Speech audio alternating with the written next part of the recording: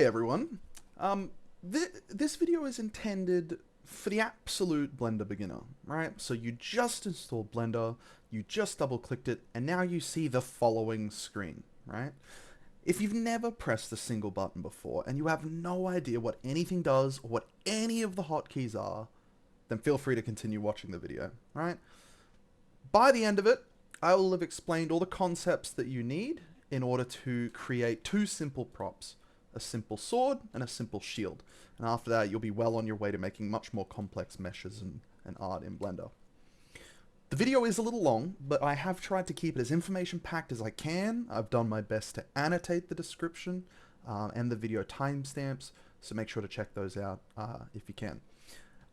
Lastly, I'm hoping to make many more of these videos, so if you have any questions at all, or any suggestions for future topics, feel free to leave a comment. I'll try and respond to every single one of them, maybe address them in an updates video, something of that nature. All right, with that being said, thank you, thanks for watching, and good luck.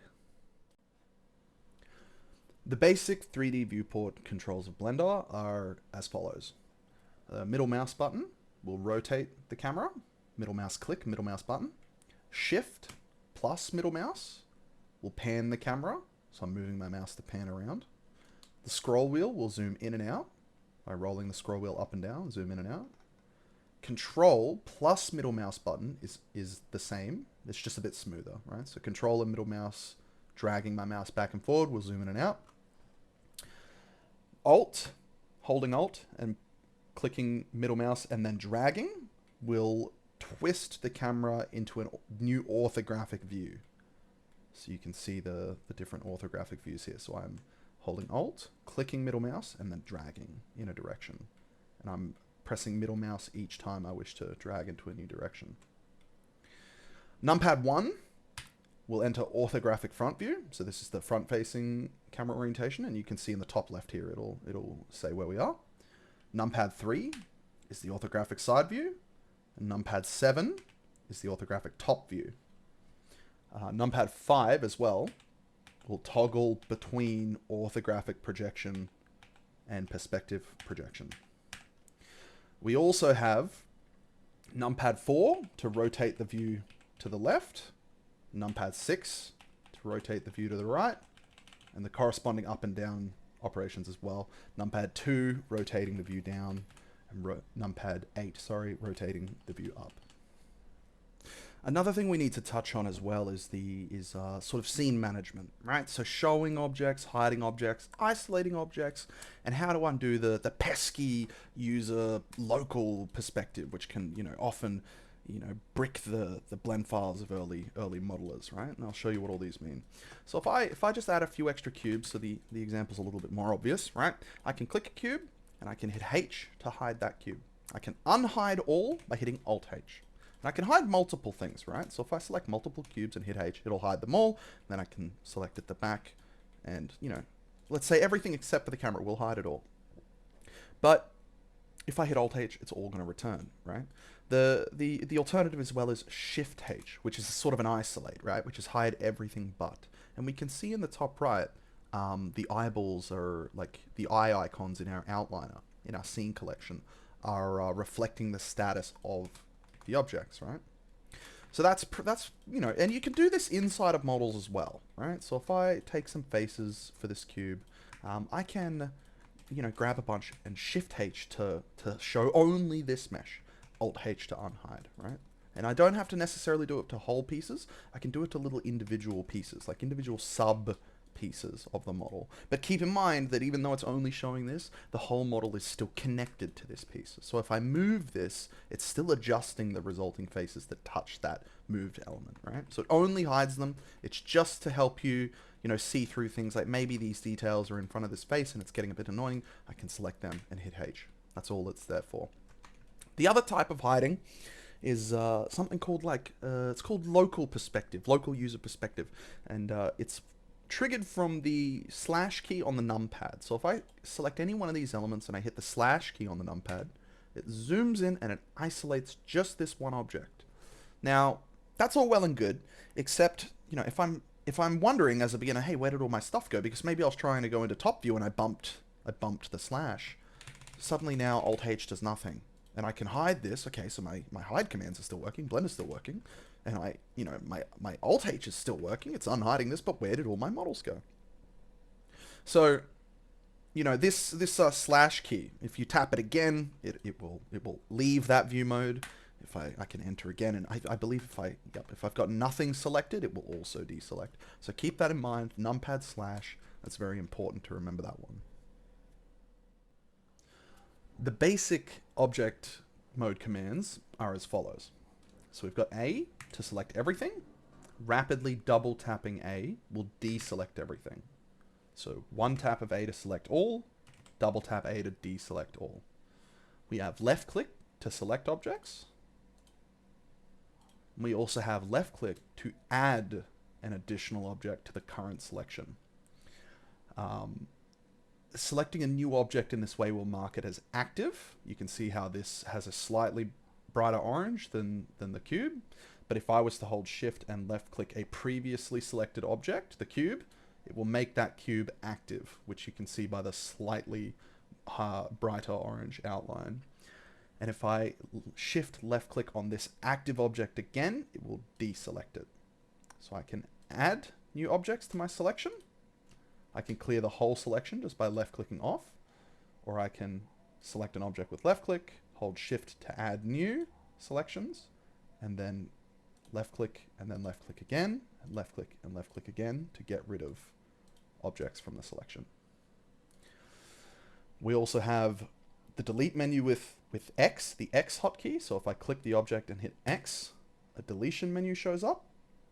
If I click off to the side, if I move my mouse, off to the side, it clears the menu and I'm no longer deleting. But if I was to press X and then click immediately, it would delete that object. You can also see how when I hit X and bring up the menu that the D key is underlined. This means that D is hotkeyed also for this command. So I could press X followed by D, X followed by D, and that would also delete. We also have your three main manipulation commands. We've got G in order to grab. So if I hit G, I can grab or move the object around. If I right click at any point during the command, it will cancel the command. If I left click at any point during the command, it will finalize the command. It will apply that command. I also have R to rotate, which rotates relative to your current viewport. But if I double tap R, it now lets me sort of twist and tumble the object. And again, right clicking will clear that command. I also have S to scale the object, right? So S followed by moving the mouse, scale it up and down. Crucially note the mouse cursor has a black line connecting, to the center of the object, and that it's relative to where my mouse cursor is when I hit the command, right? So if I keep my mouse over to the right and I hit S, I now have sort of all this distance, to precisely control how much I want to scale. My mouse is on the object when I hit S. I'm kind of, it's got like a millimeter of distance to sort of measure the command by. If I also hold Shift, it's going to slow down a lot of these commands to get very precise, controls. Something we can do as well is we can use letters and numbers to control exactly how these scales occur, right? So scales, movements, and rotations, sorry. So if I hit R followed by Z, it's going to lock this rotation to the Z axis. Now when I move my mouse, it's going to turn around vertically. If I hit S followed by the Z axis, it's going to do the same, right? Scale up and down only on the Z. Not just the Z axis, but also the X axis and the Y axis, right? And it's the same for grabbing as well. If I press G and sort of move these around, it's going to be constrained to whatever axis that I hit, right? So G followed by X will move on the X, G followed by Y will move on Y, G followed by Z will move on Z. Additionally, Shift and then a letter is going to exclude that axis from the command, right? So let's say I have a big piece of floor here and I only want this cube to move around on the floor, right? I would hit G followed by Shift Z, and that would say move on every axis that is not Z. And as I move it around, you can see how it's remaining on the floor. It's not gaining any Z-axis modification. It's not gaining any height. The same is true for the rotation command, but it's a little bit different. You can't really see what the difference is. Mathematically, I'm sure there's a difference. There's probably an edge case for it somewhere, but in general, you don't really use it with rotate. But you definitely use it with scale, right?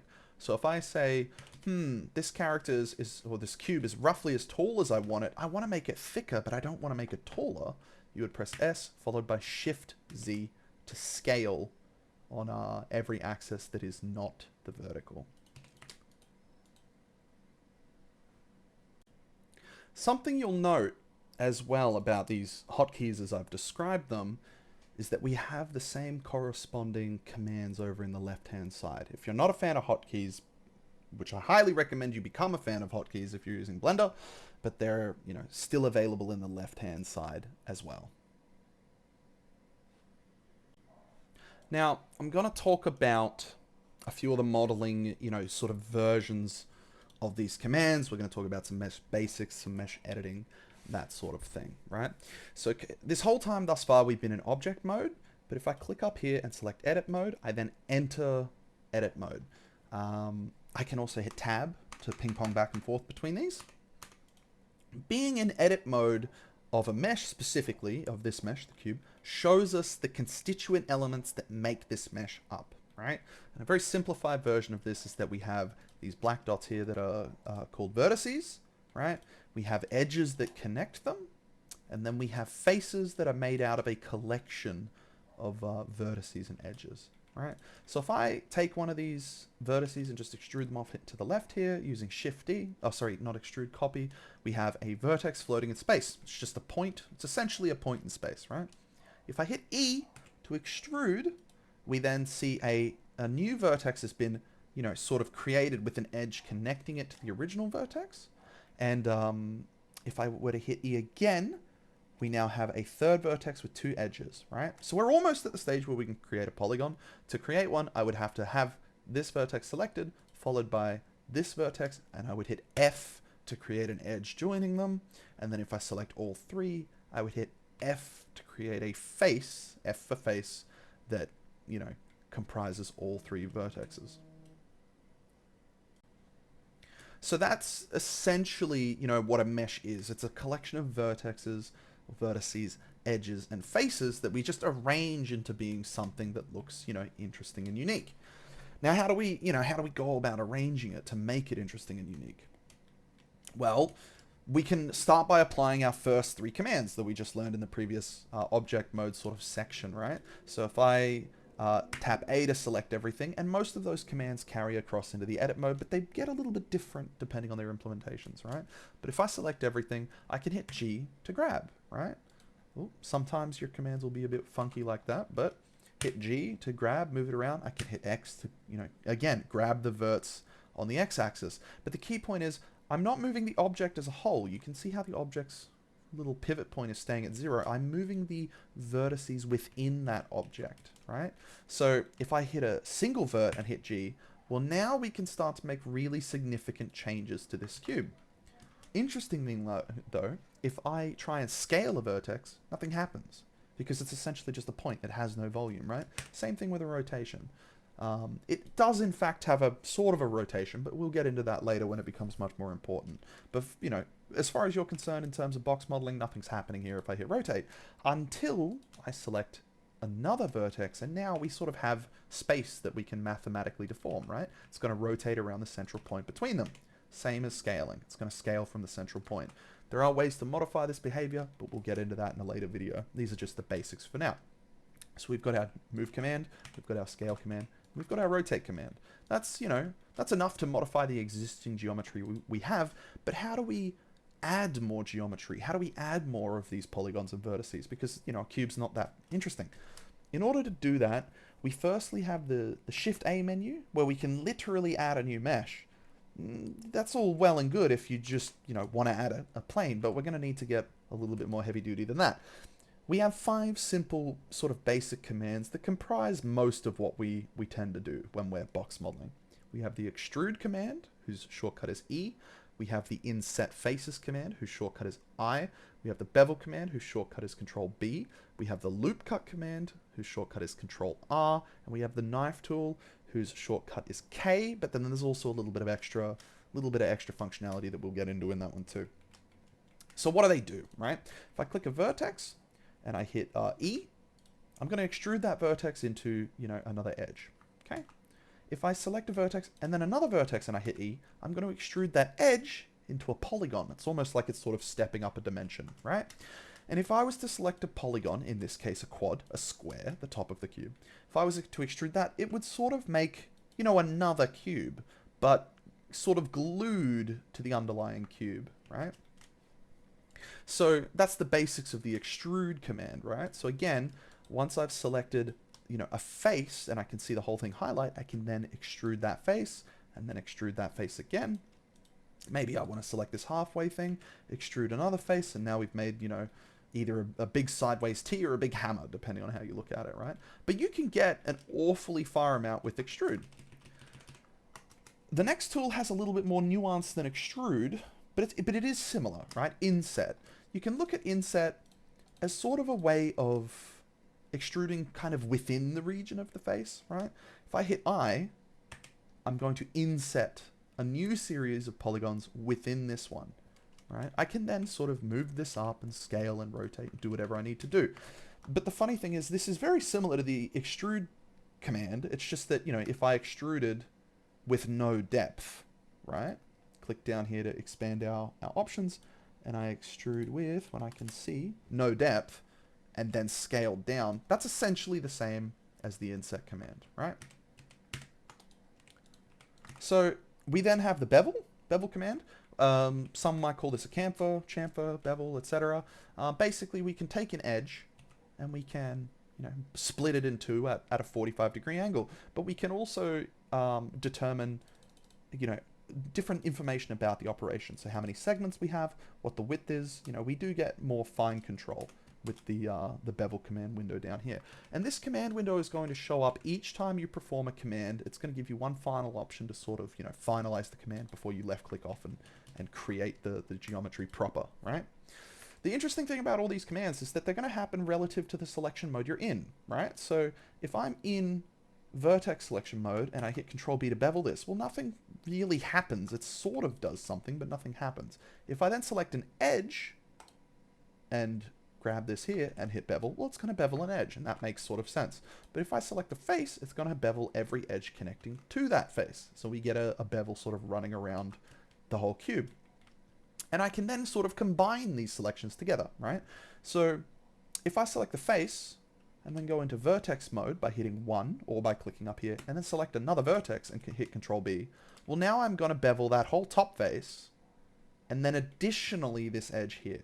So there's a lot of little interesting mixing and matching that can go on based upon which selection mode you're in. And you'll learn, the more nuances of this as you move, as you become more experienced. The loop cut, I'll try and keep my explanation short, but it's a bit of an interesting tool in that it will cut a loop through a ring of edges. Now, I can demonstrate the concept a lot easier on a cylinder. A ring of edges is this here, right? All of these vertically oriented edges that run parallel to each other in a long continuous strip, right? That is a ring.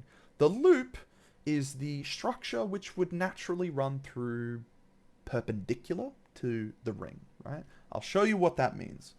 If I hit Control R or I click loop cut and I mouse over one of these vertical edges, you can see what the loop is. This is the loop, right? So we have the loop and the ring. They're very intimately intertwined, because if I was to place this loop here and left click, well, I've gone and created two different rings, right? This is a ring and this is a ring, right? With this loop cutting through them, right? If I was to hit Shift D and move this over, you can see that the loop is really just a series of contiguous edges that just sort of naturally flow in the same direction, right? We can also do, as an aside, we can do loop selections and ring selections, right? Which are going to become very, very important as you move through, modeling. If I was to jump into edge select mode and hold Alt and then left click on one of the loop's edges, it will select the entire loop, right? If I hold Alt and then I believe is it Shift? No, Alt and then Control, sorry. And click on one of these, you know, ring edges, it will select the whole ring. The funny thing is though, right, the difference between a loop and a ring is very subtle because the polygons, sorry, the edges that exist on a ring also exist on a loop. If I put my mouse right here and I hold Alt and then left click, I will select the loop, right? But if I keep my mouse in the same position and I hold Control and Alt and left click, I will select the ring. So that I hope that sort of illustrates, you know, the point between the ring and the loop. And the loop cut is incredibly useful, you know, when you decide, for instance, like, I want to do something in the middle of this cube, right? So I can add sort of a, let's say 2 loop cuts here, grab the edge, and then I could use, say, the bevel, for instance, and that would add, like, you know, a sort of, I guess you could say, science fiction-y, like, you know, type detail. So it's really good when you want to do things in the middle of the cube. And let's say I wanted to, like, I could add, for instance, maybe like a checkerboard extrusion, you know, and you could use the loop cuts to do that. Something like this, for instance, right? So that's what the loop cut is mostly sort of used for.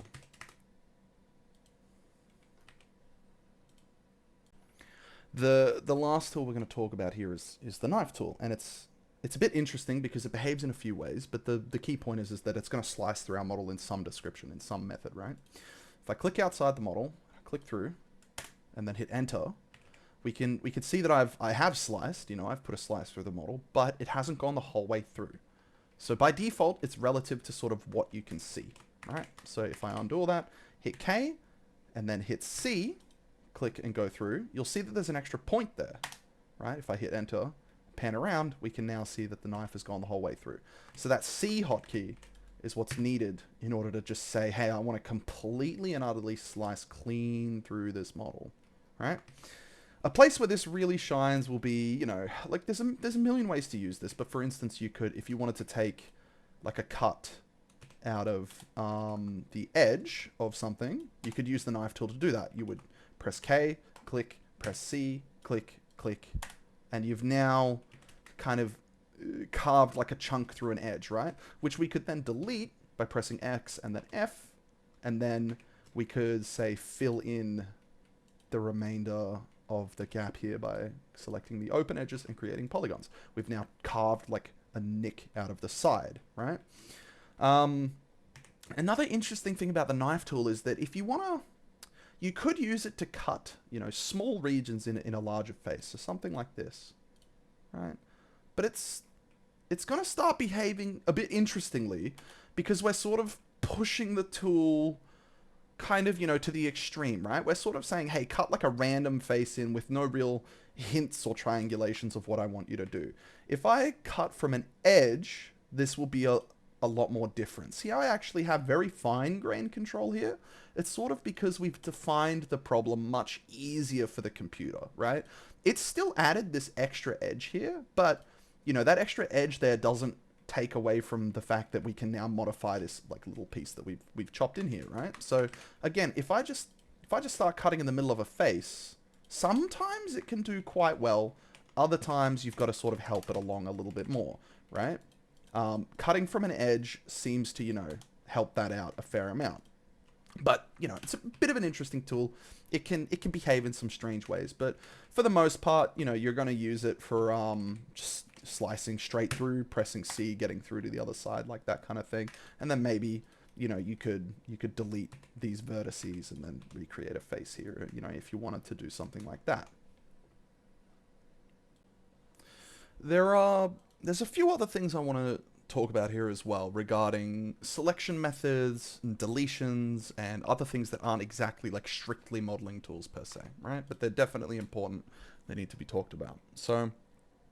So far, I've basically been left clicking to select things, or I've been holding shift to left click and select things, right?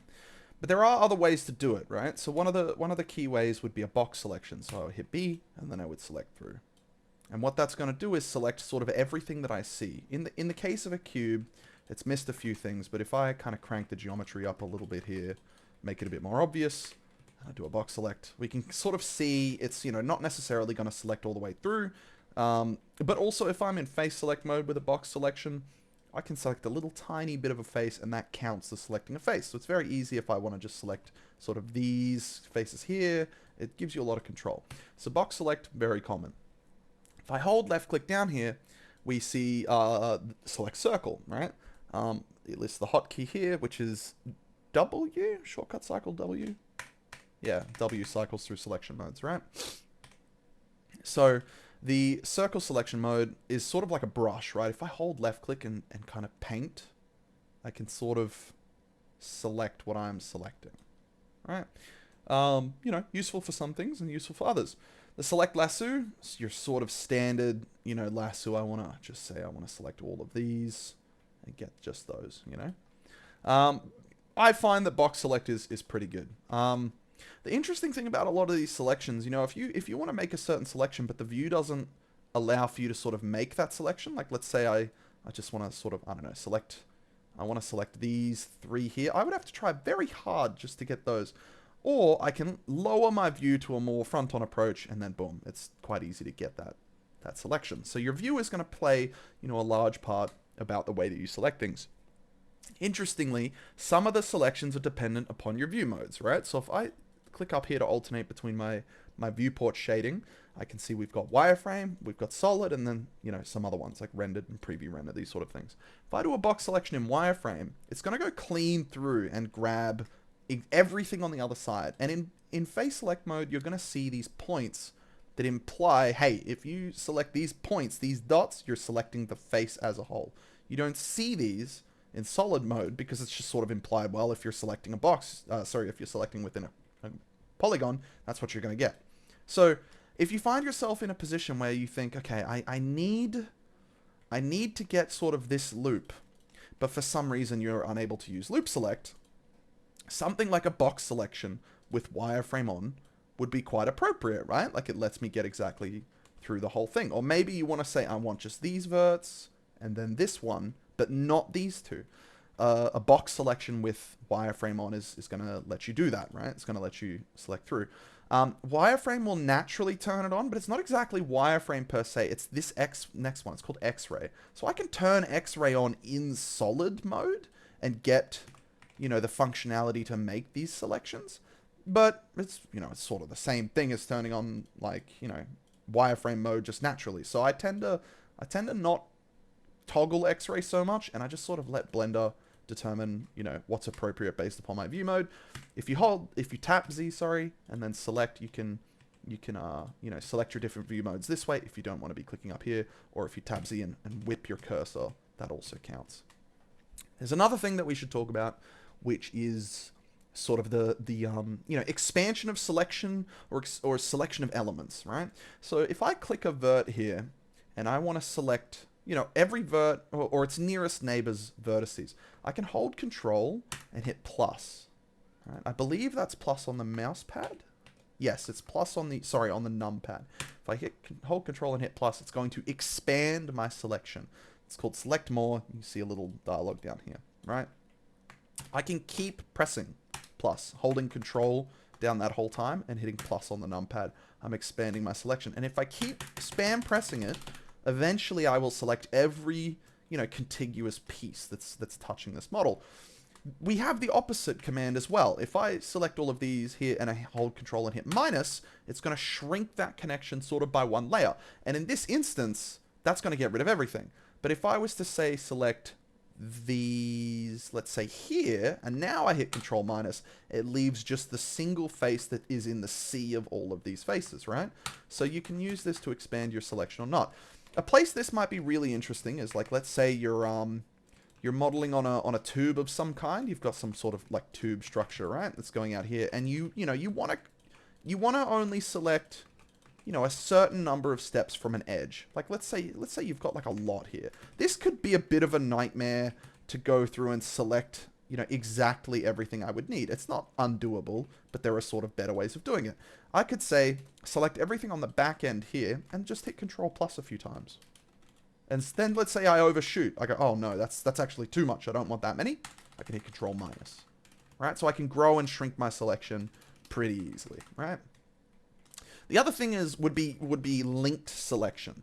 So if I mouse over an object, and it's different per selection mode. So we'll start in vertex selection mode. If I mouse over a vertex in an element and tap L, it will select everything that is linked to that vertex in some way, right? So if I extrude this out a bunch, and then I extrude this and make like a face, this is, you know, these are weirdly connected structures, but they are connected, right? So if I hit L, it goes all the way through and connects everything. If I was to delete this gap at all, or sorry, if I was to create a gap between these in any way, selection linked is not going to go the whole way through. And the interesting thing about it is that there are ways to delimit what gets selected based upon things like the material, the normal, the seam, you know, all these things. And this will make a lot more sense as you get into it later, but never forget select linked. You just mouse over in vertex mode, you mouse over close to a vertex and hit L. In face mode, your mouse can just be anywhere on the model. Tap L and you're going to get it. I'll show you exactly what I mean by that. If I zoom all the way in here and tap L, it's not, see how it's not getting the model? Because my mouse is so far away from a vertex. If I'm in face mode, doesn't matter where my mouse is on the model, it's going to get the whole thing. The manual way of doing this, I believe, is Control L. Yep, so if I select a vert and I hold Control and hit L, that will do the exact same thing, but from the perspective of sort of whatever I had selected initially. So if I select these faces, I can hit Control L, bang, get the whole thing. Regarding deletions, there's a few interesting ways in that our deletion commands behave, right? So, you know, firstly, they change depending on our selection, which selection mode we're in, right? Vertex mode, edge mode, or face mode. So if I hit X, and I just say, just delete what I've got, delete this vertice, it will delete the vertice, and because these faces rely on this vertice to exist, the faces can no longer exist as a result, right? If I'm in edge select mode and I say, right, well, I want to delete the edge, well, suddenly it's deleted this edge, and we can see that these two faces can no longer exist as a result of not having that edge. But this one can, right? Because this one lives sort of in its own. So, you know, deleting edges can sometimes be useful depending on exactly, you know, what you want to do. Deleting faces is pretty common and it's pretty basic, right? The face that you have selected becomes deleted, right? So, you know, if I was in vertex select mode with this exact same set and I deleted vertexes, it would erase everything. But even in vertex select mode, I can still just specify, hey, I just want to delete the face that I currently have selected. So it keeps the verts there, but deletes the faces, right? So they can do different things based upon the selection mode you're in, right? Like the default one, but also based upon just which one you specify, right? There's also extra ones like delete only edges and faces. Which is, now this is a bit interesting, right? Delete only edges and faces. So I've only got the face selected, but I've said delete only edges and faces. So it's going to also delete this edge, which means these neighboring polygons are also going to be destroyed. But curiously, the vertices are going to stay there, right? Because they're not specified. Only faces, we delete those. It's funny, it seems just similar to deleting faces, but not quite, because it's only the faces. It will leave the edges, right, that used to make up those faces. So it deletes the faces while still leaving the edges, right? So this is, you know, this could be useful, but you've got to be careful with some of these deletion commands because you might leave behind junk that, you know, you actually wanted to get rid of, right? So let me just Control Z that real quick. I'll make a face out of that one, why not? So those are the deletions. Now we've got the dissolves. The dissolves are a little bit different, right? So I'll show you an example of a dissolve. If I was to dissolve this vert here, then it would basically say I'm sort of, if you can imagine, I'm kind of removing the vert, but I'm not deleting everything else that made the vert up, right? So if I delete it, we've got this huge, really weird polygon here because, you know, it's not going to get rid of all the polygons that touched this vert. It's just going to dissolve this kind of away to like the nearest elements that it can. You can demonstrate this a lot clearer on something like a quad, right? If I were to dissolve this vert on a quad, what's going to sort of happen is that it's going to sort of get moved up here and then deleted out of existence, thus leaving an edge connecting those things there. So if I hold down Control and hit X, that's exactly what happened. What has happened? It's kind of like, you know, we're gonna get rid of this element without necessarily deleting everything that it made up, right? This is interesting in some other situations as well. Dissolves are very powerful, and you're going to use them a lot, but they are interesting in terms of a deletion mode, right? So if I select this edge and hit X and then go dissolve edges, well, it's left these verts here, and it's gotten rid of the edge, so now this is one large polygon. But this is also one large NGON, right? So we've got to be a bit careful when using deletions, because you can end up in some very interesting, dissolves, because you can end up in a very interesting situation. So if I grab this whole ring and hit dissolve edges, what that has gone and done is it's gotten rid of all the edges, it's left the polygon, and it's got rid of the verts, right? So this is perfect. This is exactly what we want. Dissolve edges, dissolve vertices is going to, you know, get rid of the verts while still leaving the faces, right? And it's trying its best to make a face out of everything that you used to make the face up prior to being dissolved. But obviously this is like a shape that can't mathematically exist. So this is why this is now suddenly looking very weird, and we want to prevent these errors as much as we can, right? Another peculiar aspect of the dissolves is that you can kind of customize them, right? So like, let's say I add this loop here and I hit X, or I'll just use the hotkey. I'll say Control X to just do a run-of-the-mill dissolve selection. We can see that those verts are gone if I'm in vert mode, right? But if I Control Z back and dissolve again, but if I turn dissolve vertices off, they'll stay there even though in the edge select mode we can't see them. So it looks all fine and good, but if we go into vertex mode, we can see that there's currently these vertices which are just sort of chilling out here and making, you know, or wrecking all sorts of havoc for Blender, right? We could then go and individually dissolve these, right? So Control X to dissolve, dissolve, dissolve, dissolve. And now we're sort of back to like something useful. But this is sort of the key takeaway, right? Is that while dissolves are incredibly powerful, you do need to be careful in that sometimes they're going to leave behind pieces of data that you didn't expect. Other times, super powerful, right? If I want this edge gone, I can dissolve it, bang, I just get a triangle. If I want, you know, this edge gone, Control X, that's all gone too. I can get rid of this, and suddenly I've cleaned up all these polygons out of mesh, but I've kept the mesh exactly the same, right? So don't be afraid of dissolves, but you just need to understand how they work. There are two other ways we can delete things as well. There's sort of, I would call them pseudo deletions, right? We have the collapse and the merge, right? So let's say I'm modeling this area here, and I want this loop. I need this loop for some sort of geometry. And I might also need this loop, but the more I think about it, well, I don't actually need both of them, but I need something here. How do I get rid of these, right? One way could be to dissolve them, which we've already talked about. You grab them, you dissolve, they're all good. But what if you want them to be deleted sort of into the center, kind of like this? Well, we can't just scale them to nothing, because if we do that, well, they're still there. We've just scaled them to nothing, right?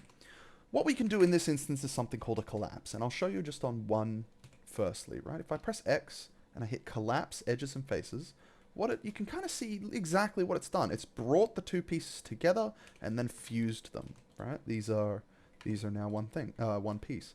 This is especially good for when you're cleaning up lots of loop on lots of circular forms, right? So if I add a cylinder, for instance,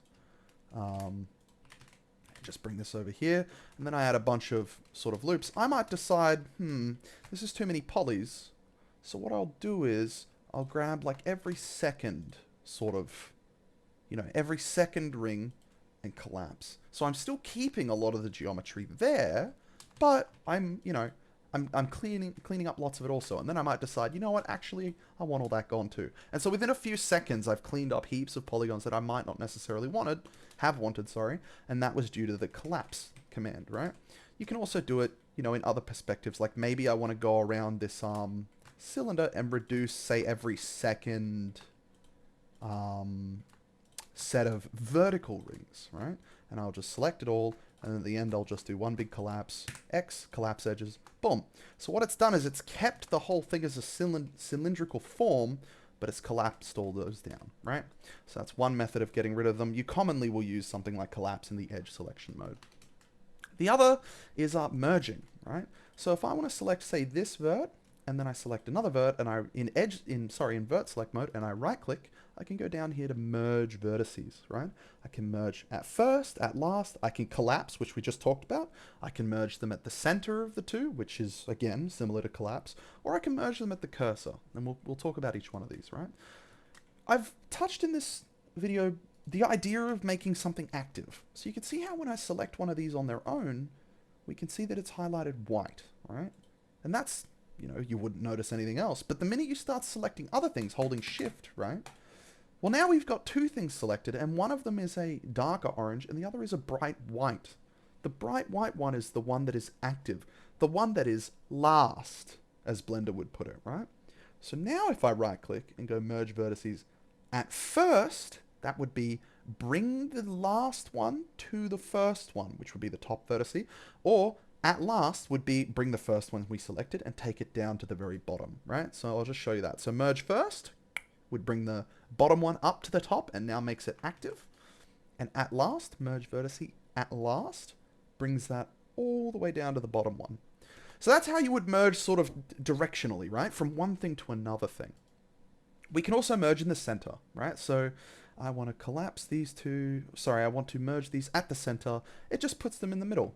The interesting thing about this is that this doesn't necessarily need to adhere to any rules of any kind, right? I've selected this vert, and I've selected this vert, and I've just said merge these completely at the center, right? So that's what makes merge at center different from something like collapse. Collapse can only collapse two elements on top of each other provided that they are connected by an edge. Merging at center doesn't necessarily need to do that. And conversely, if I hold shift and right click up in space and I put my cursor up there, I could tell these verts to merge at cursor, right? Which would merge them all the way up there, which is not exactly interesting. It's not exactly useful when I'm doing like a weird merge like this, but if I were to grab the entire top, for instance, and then move into vert select mode, merge at cursor, suddenly this becomes more useful. You know, I'm like taking, you know, maybe a character has pulled a tablecloth, you know, off of a table, and I need everything to sort of come up to a point, for instance. I don't, you know, not exactly a great example, but you get the idea. Another interesting movement control we have is something called sliding. And sliding essentially means I want to take an element and I want to push it up or down another element such that it moves to a new location without sort of changing much about the model. So I'll show you what I mean. Let's say, you know, let's say I just wanted two verts, you know, an edge down here, but I didn't want to run like a whole loop cut, right? I could slide this by double tapping G instead of just grabbing and moving down, because that might be slightly inaccurate, right? Like maybe I want this to remain a perfect cylinder. I can double tap G to slide this down. And what that's going to do is it's going to slide it along the edge that the edge is currently on. And if I pan the camera around, you know, you would never know that this moved at all. I'll show you a more, I guess, a concrete example. If I were to bring this vert up here, and I'm going to put a vert down here on the corner, right? If I double tap G and slide, it's going to travel along this edge, right? And it's going to remain on this edge no matter what happens, right? So slide is very useful for, you know, maybe potentially sliding this edge over this way or that way. Like it's interesting. You will use it a lot, but it's very context sensitive depending on exactly what you're working on. Another thing you'll need to learn is how to split or separate elements off of other meshes, right? So, you know, let's say maybe we can put some of this detailing to use that I've created here. Maybe this is an interesting sci-fi prop, and we see the shape and we go, you know what, this could be cool on its own. I want to split these apart, right? You can tap Y. Now, you might not have noticed much, but if I zoom in, you'll see that the selection of this area has now become very finite. If I hit Control Z, I'll do that again, just so you can definitely see it, right? So I'll grab all of these, and I'll hit Y. It's very subtle to notice, but the edge is now split entirely. I've completely split it off, right? In vertex select mode, this becomes a lot more obvious, right? Because in vertex select mode, we have these orange edges bleeding down, saying, hey, what you've selected is connected to this element, but you're not selecting both elements, right? So if I tap Y in this instance, it's very, very obvious what just happened, right? It's completely separated and split the mesh chunk elements off, and now we're free to do whatever we want with these, right? We can rotate this around, we can do whatever we want. Now, similarly related to the split command is something a little bit more extreme, right? It's the separate command. Okay, so I can select an element. So just to be clear, let's say I've done exactly what I've done here. I've accidentally modeled two objects into the same object, and I want to separate these elements out. I would select an entire object, right? And then I would hit P, which would say, how do you want to separate these elements? Either by selection, material, or by loose parts, right? These two will make more sense, you know, later, but in general, you're going to do it by selection. If I separate by selection, it's going to pop that whole object out of this object and into a second object. And you can see it up here. So the minute you see that darker orange outline, you know that this is now a second object that's been selected, even though I'm still in the original edit mode, right? And if I were to hit tab and leave the edit mode, I can deselect these both, and I can see that both of these are now totally separate objects. Now the companion piece of functionality to these, of course, like once you've separated, could be the join command, right? The join objects command.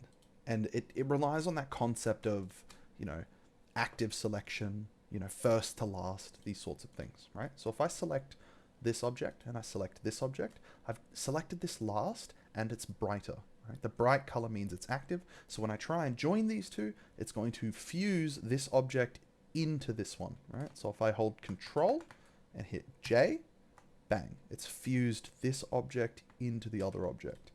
So what if we did it the other way? We select this object and we select this object and we hit fuse. Well, these two objects, you know, the first fuse and the second fuse, sorry, the first join and the second join look exactly the same. How do we know that one has gone into the other versus one is different?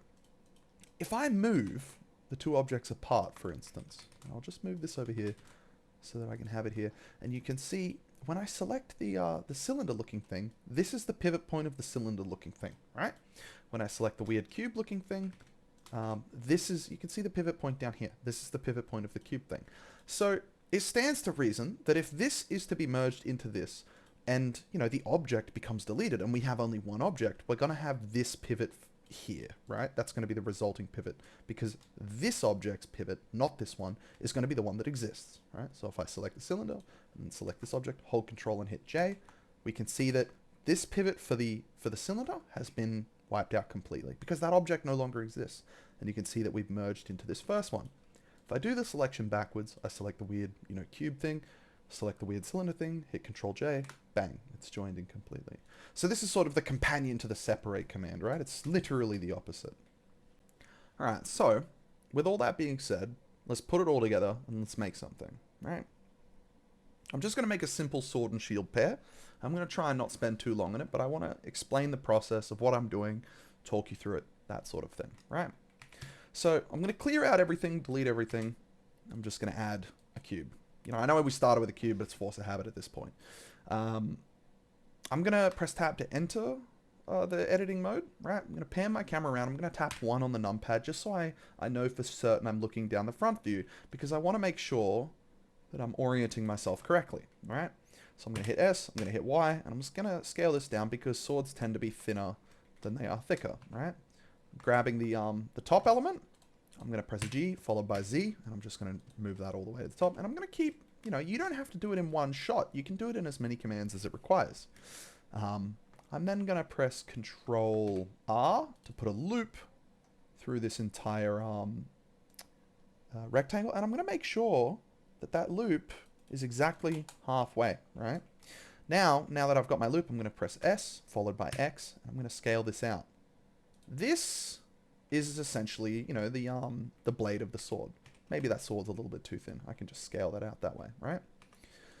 Now I'm going to grab just the top faces, holding shift or doing a box select. I'm going to hit E for extrude, and I'm going to press, I'll move into vertex mode. I'll then right click, go merge vertices at center. And that's just going to, you know, vacuum everything into the middle, right? And then I can still, you know, rotate this and, you know, position that a little bit better. But let's say also I don't like the flatness of the top of this blade, right? Like swords don't necessarily act that way. So maybe what I can do is I can run another loop cut. If I hold if I hold Control Tap R, mouse over the middle, you can see the loop is looping down through the bottom of the sword and up to the top on the other side. Then what I can do is I can use my knife tool and quickly connect this to the tippy top. Use my knife tool, connect this on the other side to the top. And what I can do now is grab these verts and sort of push them all the way up. All the way to the top. And what I've done is I've gone and made, like instead of it being this flat edge here, I've just sort of forced it to be a much sharper edge, right? And using the dissolve tool to dissolve these extra triangles if we want to. We don't need to, but we can, right? So I'll click that edge, click this edge, click this edge, click that edge, Control X to delete, and now we've dissolved them. You don't need to do that, you know, it's just a little bit cleaner in case we want to run like an edge loop through here later, right? But there's, you know, functionally no problem having them. Also on the bottom of this sword blade, right, I've got a freestanding, well, I've got several polygons here, right, if I'm in face select mode. These are a bit wasteful to leave here because I know that this is going to be invisible, this region. So there's no need to have these polygons here. So I'm just going to select these, hit X, and then hit faces to delete. I also have this long edge, you know, running through the middle of the sword. And again, like, it's not a huge deal. This is not, it's 2023, right? We can get away with some extra triangles here and there. But if you want to go the extra mile, it would be good to then dissolve this edge because we're not using it for anything. It doesn't define any shapes, right? So I'll hit Control X, get rid of it. Go over to the other side, Control X, get rid of it. Now, of course, we've been left with a little interesting NGON floating here, right? So I'm just going to use my knife tool to hit K, slice that into a quad down here and a triangle up here. And I'm going to do the same on the other side, just making sure everything stays in step, all right? So this is the sword blade, pretty straightforward. Now I'm going to add some sort of a handle, all right? So I'm going to Control A, let's say a hand guard. I'm going to add a cube, scale this up, scale this down, scale that, making sure to press S, S, and then Z, scale that down, and then just position it such that it's roughly where it needs to be, right? Now, I'm not trying to infringe any copyright here, but this is awfully, you know, this is basically Gut Sword from Berserk, because it's simple, right? It's a simple, big chunky sword. Now we need a handle, right? Handle's just a cylinder, easy money, right? So Shift A, cylinder, and then I can just move that down into position, scale it up on the Z-axis, hit scale, and then on Shift-Z, meaning everything but the Z-axis, and shrink that down a little bit. Maybe that's a little too long, but everything else is pretty much where it needs to be. I can then move that up. That's a bit small, honestly, for a sword, surely. Yep, cool. I can then add, let's say, a cube. I'm just going to move this down to be the pommel, right? The pommel of the sword, okay? You know, just shrink it in sort of to about there. And then, you know, it's just a cube. Isn't that a bit boring, right? So if I Control B, I can bevel the entire thing into maybe just a little bit more of an interesting shape, you know? Something maybe, let's say like a little bit more, maybe something like that. Then I could scale it up, maybe make it like more obvious. Position it something like that there. So it's just a bit more interesting than a cube. I can do the same thing on the hilt as well. Sorry, on the handguard. So I'll take just these edges down here, like, and I'm constantly swapping between different selection modes. You just take the edges down here, hit Control B, bevel that, just, you know, to add some sort of a interesting detail here. And then lastly, let's say, well, maybe not lastly, but we'll see. Let's say I can use the the loop cut tool here to add loops into this face. But, you know, why would I do that? Because isn't this kind of wasteful? Well, the idea now could be I could potentially use my loop selection to grab these loops and maybe scale these along the x-axis to suddenly add some character to this blade, right?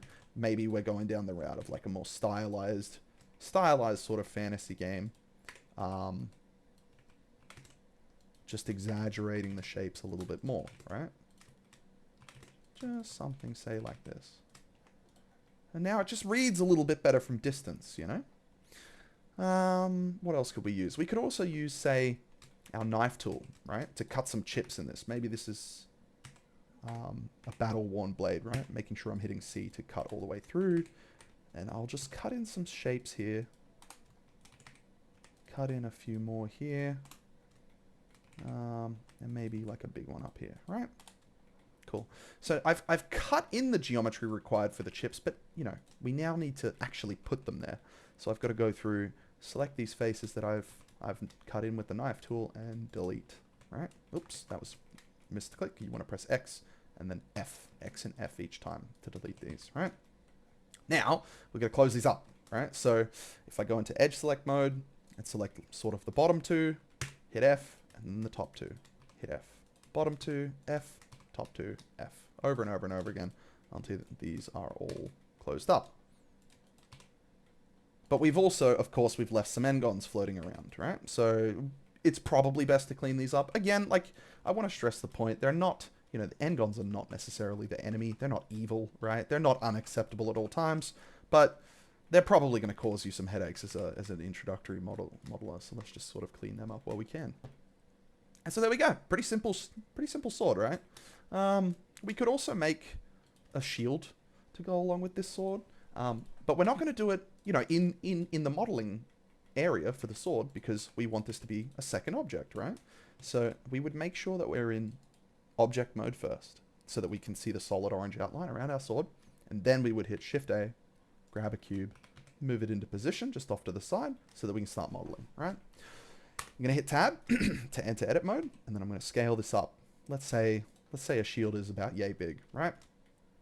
And then I'm going to shrink it on the y-axis and use my loop cut tool to add a loop in the middle, grab that bottom edge there and just extrude that. Sorry, not extrude that, but grab and move that down. Maybe we also want to put like a bit of a bend into this shield. Let's say like this, right?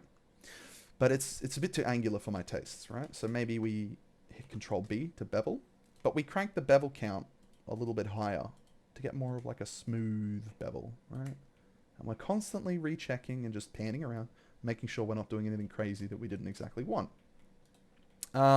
We could also inset on the front face here, right? If I do a box selection, making sure I've only got the faces I care about, I can then hit I and do a bit of an inset. Crucially though, I don't want to be insetting too far because I don't want to dip into this other polygon and start making like weird shapes, right? So just keep that in mind. I'm going to extrude in a fair amount, but not the whole way, right? I'm also going to make sure to tick, where are we? Here we go, edge rail. So edge rail sort of means, hey, like maybe just keep the geometry a bit straight, right? I love edge rail. You pretty much always want to leave this on, but you know, obviously it's up to you and your edge case there.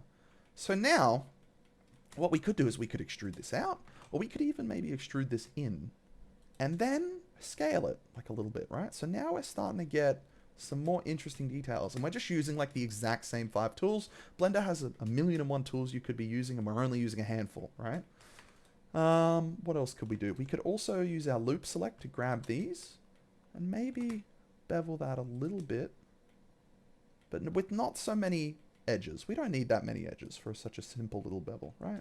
We're just trying to take away some of the sharpness of the low polygon count, I guess you could say, right? It's just the sort of thing I'm looking for in this exact instance. What else could we do? We could maybe sharpen this almost to a point, right? So if I run an edge loop through here, I've now got a loop running the whole way. I can select a few of these and I can just hit G and drag that down. Maybe we add, you know, like a little bit, maybe some interesting curvature here, you know. It's your model, you can do whatever you want with it, right? But I think this could be a little bit cool. Something like that, maybe. Or potentially, yeah, maybe we'll see what it looks like when we move these up, right? Just making sure I'm not selecting anything that is not necessarily desirable. Yeah, now that's starting to look nice, right? That nice curvy form that goes through there. Something like that could work.